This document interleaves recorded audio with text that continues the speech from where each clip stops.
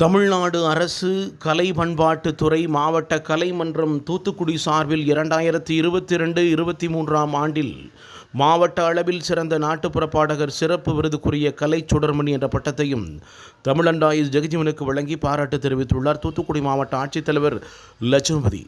இந்த விருது வழங்கும் விழாவில் 2022-2023 ஆண்டில் 15 நபர்களுக்கும் 2023-2024 ஆண்டில் 15 நபர்களுக்கும் விருதுகள் வழங்கி கௌரவிக்கப்பட்ட நிகழ்வானது தூத்துக்குடி மாவட்ட ஆட்சித்தலைவர் அலுவலகத்தில் நடந்தது.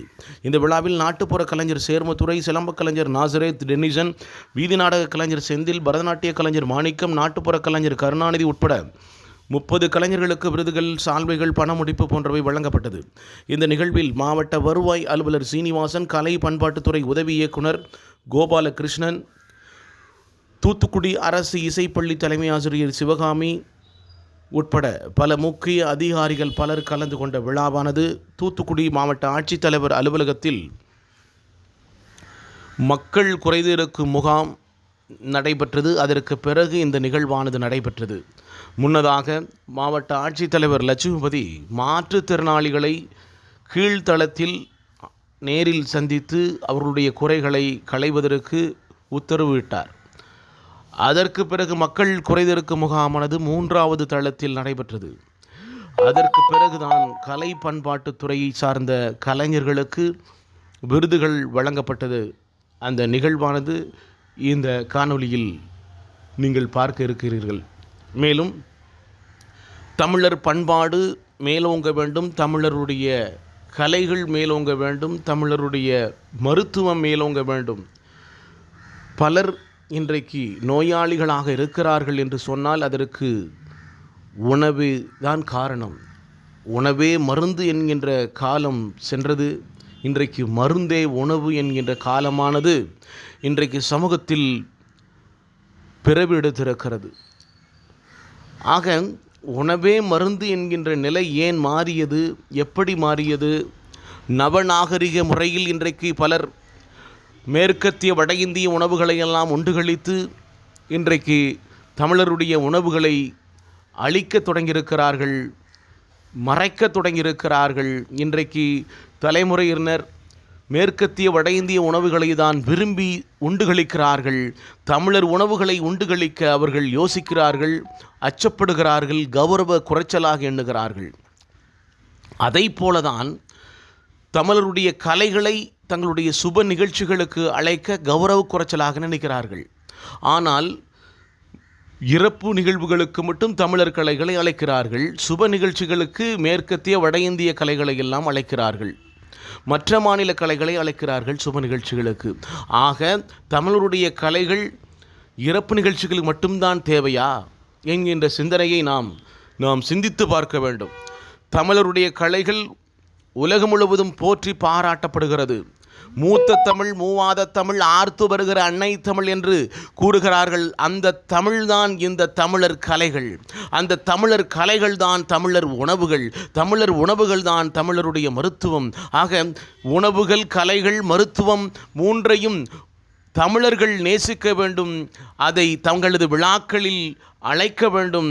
தங்களது சுப நிகழ்ச்சிகளுக்கு அழைக்காமல் இறப்பு நிகழ்ச்சிகளுக்கு மட்டும் தமிழர் நிகழ்ச்சிகளை, கலைகளை அழைப்பது மிகவும் தவறானது.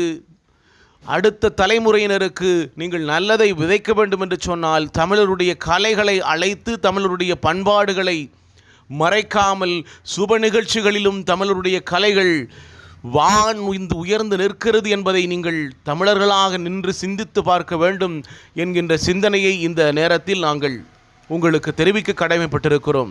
காரணம், சுப நிகழ்ச்சிகளுக்கு மற்ற மாநில கலைகள், இறப்பு நிகழ்ச்சிகளுக்கு தமிழர் கலைகள் என்று சொன்னால் இந்த கலைகள் அழிகிறதா இல்லையா என்பதை நீங்கள் சிந்தித்து பார்க்க வேண்டும்.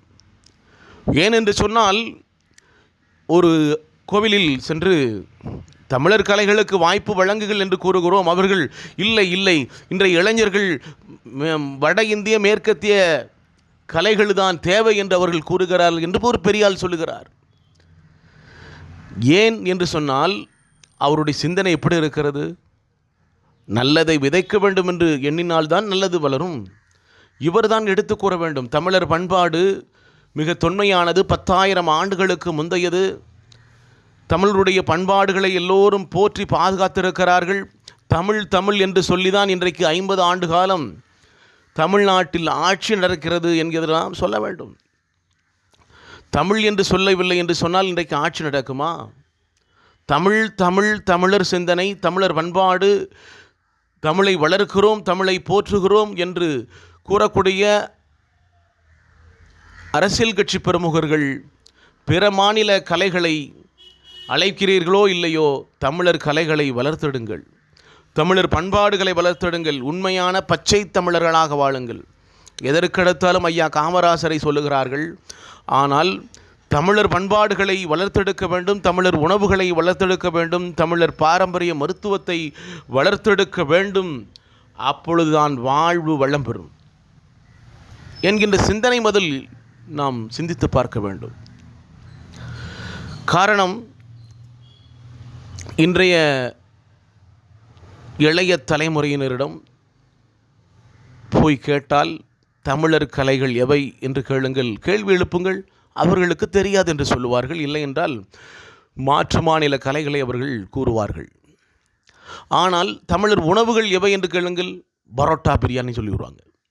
அதுபோல தான் கலைகள் உணவுகள் எல்லாம் மாறிட்டு இன்றைக்கு பரோட்டா பிரியாணிலாம் அரபு நாட்டு உணவு. ஆனால் அதை பற்றி நாம் சிந்தித்து பார்க்க வேண்டும்.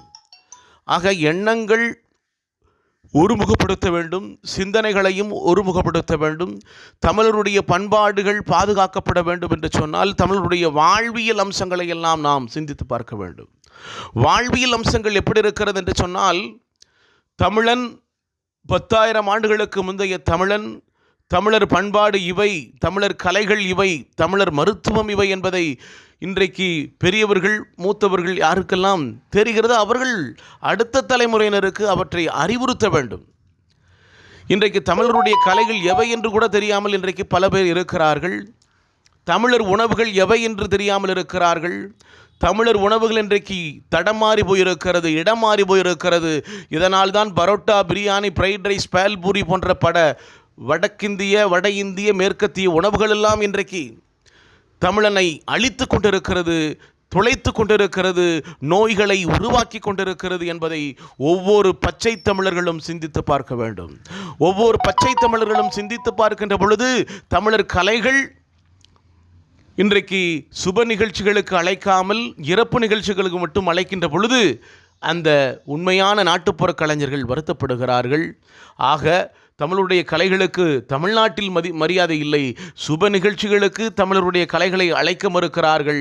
சுப நிகழ்ச்சிகளுக்கு மாற்று மாநில கலைகளையும் அழைக்கிறார்கள். இறப்பு நிகழ்ச்சிகளுக்கு மட்டும் தமிழர் கலைகளா? ஆம், எல்லோரும் உண்டு கழிக்கிறார்கள். விவசாயம் செழிக்க வேண்டும் என்று சொல்லுகிறோம். விவசாயம் இல்லை என்று சொன்னால் என்ன செய்ய முடியும்? விவசாயினுடைய வாழ்வு கேள்விக்குறியாக மாறிவிடும். ஆக தமிழருடைய அந்த உணவு மிக முக்கியமானது. அதே போல தமிழர் கலைகளும் முக்கியமானது. தமிழர் கலைகள் மேலோங்க வேண்டும், வளர்த்தெடுக்க வேண்டும் என்று சொன்னால் ஒவ்வொரு தமிழனும் தங்களுடைய விழாக்களுக்கு, சுப நிகழ்ச்சிகளுக்கு தமிழருடைய கலைகளை அழைக்க வேண்டும். இறப்பு நிகழ்ச்சிக்கு நீங்கள் அழைப்பது பெரிதல்ல.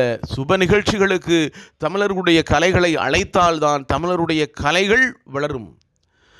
ஆக நாம் யார் என்பதை முதலில் சிந்தித்து பார்க்க வேண்டும்.